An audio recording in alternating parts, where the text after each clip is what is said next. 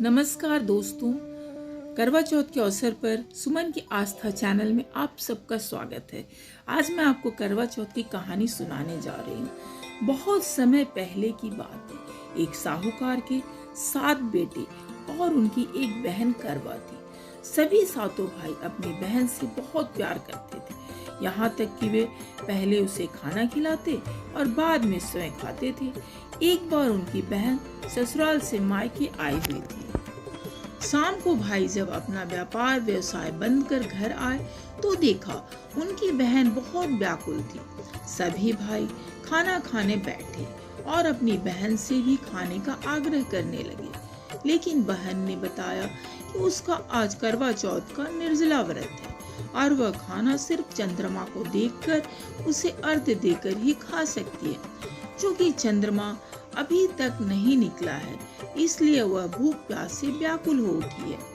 सबसे छोटे भाई को अपनी बहन की हालत देखी नहीं जाती और वह दूर पीपल के पेड़ पर एक दीपक जलाकर चलने की ओट में रख देता है। दूर से देखने पर वह ऐसा प्रतीत होता है कि जैसे चतुर्थी का चांद उदित हो रहा हो।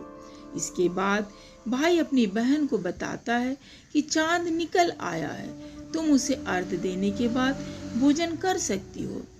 बहन खुशी से सारे सीढ़ियों पर चढ़कर चांद को देखती है, उसे अर्घ्य देकर खाना खाने बैठ जाती है। वह पहला टुकड़ा मुंह में डालती है तो उसे छींक आ जाती है। दूसरा टुकड़ा डालती है तो उसमें बाल निकल आता है और जैसे ही तीसरा टुकड़ा मुंह में डालने की कोशिश करती है तो उसके पति की मृत्यु का समाचार उसे मिलता है। वह बौखला जाती है।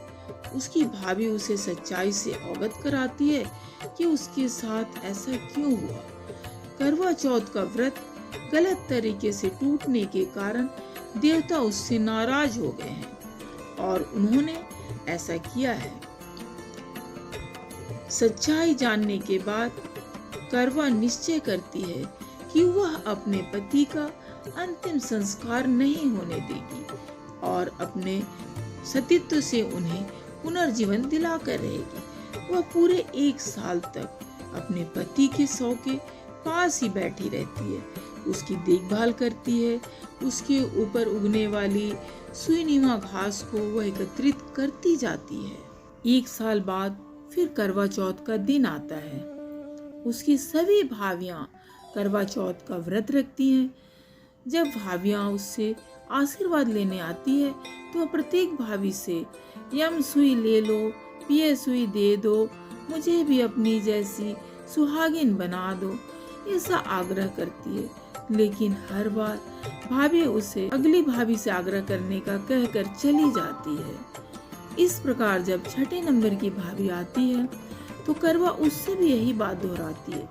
यह भाभी उसे बताती है क्योंकि उसके छोटे भाई की वजह से उसका व्रत टूटा था, अतः उसकी पत्नी में ही शक्ति है कि वह तुम्हारे पति को दोबारा जीवित कर सकती है। इसलिए जब वह आए तो तुम उसे पकड़ लेना और जब तक वह तुम्हारे पति को जिंदा ना कर दे उसे नहीं छोड़ना। ऐसा कहकर वह चली जाती है। सबसे अंत में छोटी भाभी आती है। करवा उनसे भी सुहागिन बनने का आग्रह करती है, लेकिन वह टाल मटोल करने लगती है। इसे देख करवा उन्हें जोर से पकड़ लेती है और अपने सुहाग को जिंदा करने के लिए कहती है। भाभी उससे छुड़ाने के लिए नोचती है, खसोटती है, लेकिन करवा नहीं छोड़ती है। अंत में उसकी तपस्या को देख भाभी पसीज जाती है और अपनी छोटी अंगुली को चीर कर उसमें से अमृत उसके पति के मुंह में डाल देती है। करवा का पति तुरंत श्री गणेश कहता हुआ उठ बैठता है। इस प्रकार प्रभु कृष्ण से उसकी छोटी भाभी के माध्यम से करवा को अपना सुहाग वापस मिल जाता है। हे श्री गणेश, माँ गौरी, जिस प्रकार करवा को चिर सुहागन का वरदान आपसे मिला है, वैसा ही सब सुहागिनियों को मिले। जो भी इस कहानी को पढ़ता है, सुनता है, भगवान उसकी सभी मनोकामनाएं पूर्ण करती है और उसे सदा सुहागन का आशीर्वाद भी देती है।